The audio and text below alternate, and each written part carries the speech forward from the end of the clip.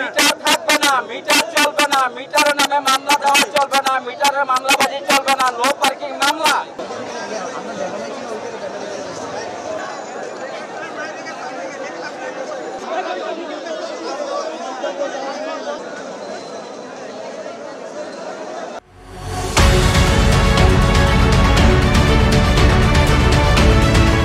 2008 সালে মিটার করছে, আয়ের পরে আর কোনো মিটার বাড়তি হয় নাই।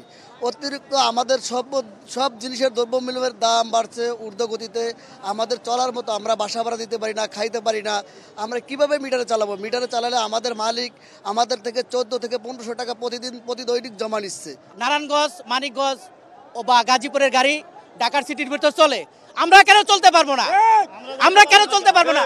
আমরা এক জায়গায় রাস্তায় বাড়াইলে আমাদের পুলিশ হয়রানি করে, আমরা রাখলে পার্কিংয়ে আমাদের এসে মামলা করে। এখন বর্তমান যে আইন পাশ করেছে 50,000 টাকার মামলা, 2008 সালের মিটার থেকে এই পর্যন্ত 50,000 টাকার মামলা হচ্ছে।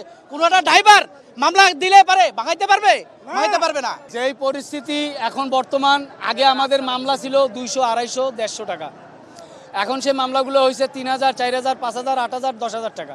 আমাদের গাড়িতে মিটার আছে, কিন্তু প্রাইভেট সিএনজি, জেলা সিএনজি, গাজীপুরের সিএনজি, নারায়ণগঞ্জের সিএনজি আমাদের ঢাকা শহরেই চলে, অথচ তাদের কিন্তু মিটার নাই। তারা তো মিটার ছাড়াই চালায়। তাহলে আমরা চালাবো কিভাবে? আমরা যদি 300 টাকায় যাই, তারা তো 200 টাকায় নিয়ে চলে যায়। আমাদের মিটারে যা আসে তার চেয়ে তো কমে তারা চলে যায়।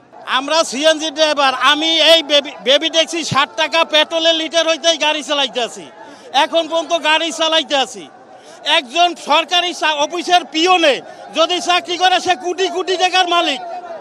আর আমরা সকাল 7টায় নামি আর রাত 12টা পর্যন্ত যুদ্ধ করি দুঃখ ভাতের লাগিয়া। এই দুঃখ ভাত খাওয়ার জন্য এত অত্যাচার করি। হ্যাঁ, এক দাবি মিটার বিহীন গাড়ি চলবে। যদি মিটার আবার চালু করা হয়, আমরা পুনরায় আবার আন্দোলন করবো, মাঠে নামবো।